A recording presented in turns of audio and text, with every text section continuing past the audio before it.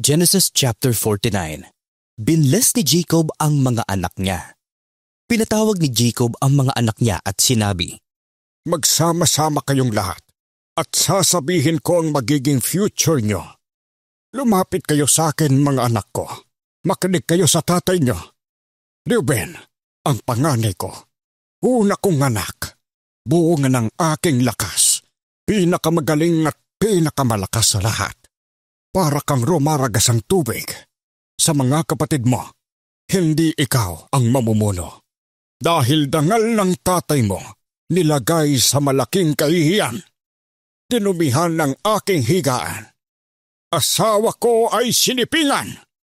Kayong magkapatid, Simeon at Levi, ginamit niyo ang mga sandata sa karahasan.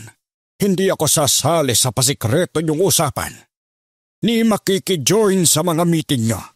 Sa tindi ng galit, pumatay kayo ng mga tao. Pati mga hayop, pinipilay niyo. Sa tindi ng galit niyo, susumpain kayo. Sobrang sama ng ginawa niyo. Paghihiwa-hiwalayin ko kayo sa buong lupain. Ikakalat ko kayo sa buong Israel. Ikaw naman, Judah, pupurihin ka ng mga kapatid mo. Ang mga kamay mo nasa leeg ng mga kaaway mo. Yuyuko sa iyo ang mga kapatid mo. Judah, para kang mabangis na leon. Matapos pumatay, bumabalik sa lungga. Para kang layon na tahimik na nagpapahinga. Walang lalapit sa iyo para istorbohin ka. Hindi maaalis ang authority ni Judah. Laging maghahari ang lahi niya. Maghahandog sa kanya mga bansa. Silang lahat susunod sa kanya. Tinali niya ang batang dangki sa pinakamagandang puno ng kanyang ubasan. Lalabhan niya ang damit niya sa alak. Mamumula ang mga mata niya sa kakainom ng alak. Puputi ang mga ngipin sa kakainom ng gatas. Ikaw, Zebulon, titira ka malapit sa dagat. Sa pampang mo hihinto ang mga barko. Aabot hanggang Sidon ng lupain mo. Ikaw naman, Isakar, para kang malakas na dangke. Pero nandun ka lang, nakahiga sa kulungan. Nakakita ka ng magandang pahingahan at lupa na magandang taniman. Kaya pinasan mo sa balikat ang mabigat na dalahin. Sa pilitang kang pinagtrabaho gaya ng alipin. Magiging leader naman si Dan ng bayan niya, gaya ng ibang tribes ng Israel. Mabangis siyang ahas sa tabi ng daan, nakakalason na ahas na nasa daanan. Tutuklaw sa paa ng kabayong dadaan para mahulog yung taong nakasakay. Hihintayin ko, Lord, ang pagliligtas mo. Lulusubin sigad ng mga grupo ng magnanakaw. Pero lalaban siya at hahabulin niya sila. Sa lugar ni Asher, sobrang sarap na pagkain. Siya ang magbibigay ng pagkaing panghari. Si Naphtali, malayang tatakbo na parang usa. Daladala niya ang magandang balita. Si Joseph, parang mabangis na dangki sa tabi ng bukal.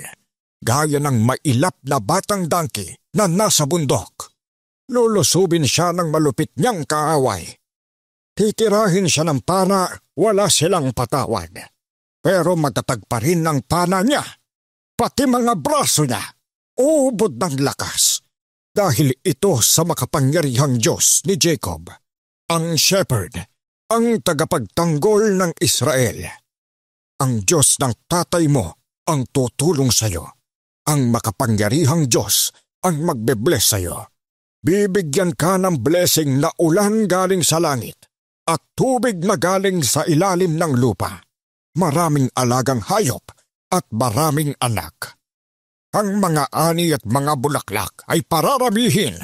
Sobrang dami, mas mataas pa sa mga bundok. Makamit sana ni Joseph ang mga blessing na ito.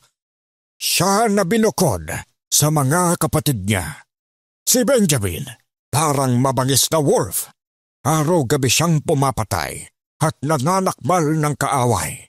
Ito ang 12 tribes ng Israel. Ganun nga sila binlis ng tatay nila at isa-isa silang nakatanggap ng blessing na para talaga sa kanila. Namatay at nilibing si Jacob. Tapos, binili ni Jacob sa mga anak niya. Malapit na akong mamatay at makakasama ko na mga ninuno ko. Doon niyo ako ilibing sa kuwebang pinaglibingan ng mga magulang ko. Sa bukid ni Efron na Hittite. Nasa Macpela yon, sa east ng Mamre, sa Kanaan. Pinili yun ni Abraham kay Efron para gawing libingan. Noon nilibing si Abraham at ang asawa niyang si Sarah, pati sina Isaac at ang asawa niyang si Rebecca. Doon ko din nilibing si Leah. Pinili ni Abraham ang bukid at kuweba na yon sa mga Hittites. After magbili ni Jacob sa mga anak niya, humiga siya at namatay.